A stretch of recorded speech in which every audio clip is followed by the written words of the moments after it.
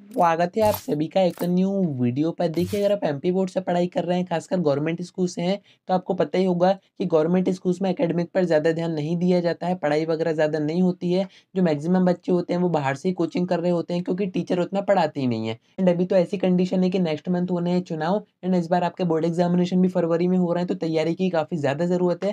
पर ऐसे में जो एमपी बोर्ड के गवर्नमेंट टीचर्स हैं वो यहाँ पर कुछ इस तरीके के आवेदन दे रहे हैं, जिसको देखकर आप भी शॉक हो जाओगे। क्या है पूरी अपडेट बताता हूँ आपको, इस वीडियो में एंड तक बने रहिए। नए हैं तो सब्सक्राइब के साथ साथ नोटिफिकेशन आइकन जरूर से ऑन करके रखिएगा। एमपी बोर्ड एग्जामिनेशन से जुड़ी सारी इंपॉर्टेंट अपडेट्स आप तक टाइम पर पहुंच जाएंगी। अब देखिए, अपडेट सामने आ रही है, इसमें आपको बताया जा रहा है कि सरकारी शिक्षकों की छुट्टियां निरस्त, उनको स्कूल जाना पड़ेगा। अब ये कौन सी छुट्टियों की बात हो रही है, क्यों इनकी छुट्टियां निरस्त कर दी गई हैं, एंड इसमें कहीं आपकी भी छुट्टियां तो ऐसी नहीं है जो कि कैंसिल कर दी गई हो, वो मैं आपको आगे बताता हूँ। देखिए, हुआ क्या है, अभी आपको पता ही है एमपी में आगे चुनाव होने हैं विधानसभा के। तो अभी जो विधानसभा के चुनाव होने हैं, इसमें जो आपके वोटिंग बूथ बनाए जाते हैं वो मैक्सिमम स्कूल्स को ही बनाए जाते हैं। एंड वहाँ पर जो ड्यूटी रहती है वो आपके टीचर्स की रहती है, वो आपके गवर्नमेंट टीचर्स ही रहते हैं। अब ये जो गवर्नमेंट टीचर्स हैं, ये काम से बचने के चक्कर में ये काफ़ी तरह के बहाने बना रहे हैं, छुट्टियों के आवेदन दे रहे हैं, जैसे कि इन्हें कॉम्पिटिटिव एग्जाम की तैयारी करनी है या फिर इनको घर पर कोई काम आ गया है। इस तरीके के बहाने बनाकर ये छुट्टियों के आवेदन दे रहे हैं, जो कि डिस्ट्रिक्ट एजुकेशन ऑफिसर की तरफ से पूरी तरीके से निरस्त कर दिए गए हैं।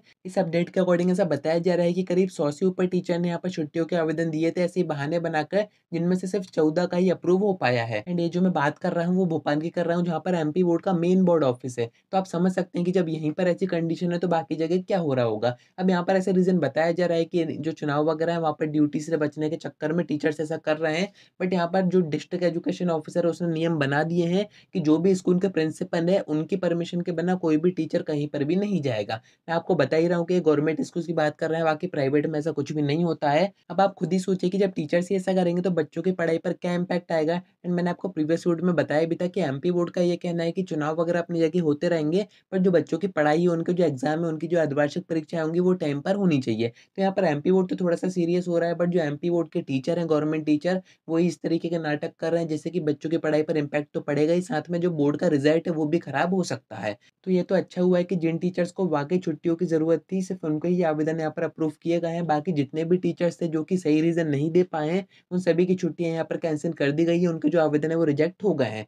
बाकी अगर आप ये सोच रहे हैं कि इन सभी चीज़ों का आपकी छुट्टियों पर तो कोई इम्पैक्ट नहीं पड़ेगा, तो ऐसा कोई भी इम्पैक्ट नहीं पड़ेगा। आगे आपकी जो भी त्योहारों की छुट्टियाँ रहेंगी, जितने दिन की भी रहेंगी एकेडमिक कैलेंडर में आपको दी गई हैं, उतनी तो आपकी रहेंगी, उससे कोई भी छेड़छाड़ नहीं की जाएगी। फिर भी मैं आपसे यही कहूँगा कि आप अपनी पढ़ाई करते रहिए, तैयारी अपनी पूरी रखिएगा, क्योंकि बोर्ड एग्जामिनेशन में काफ़ी कम टाइम अब बचा हुआ है। बाकी अगर आपको कोई डाउट आता है आप कमेंट कर सकते हैं, या फिर आप मुझसे इंस्टा पर डीएम करके बात भी कर सकते हैं।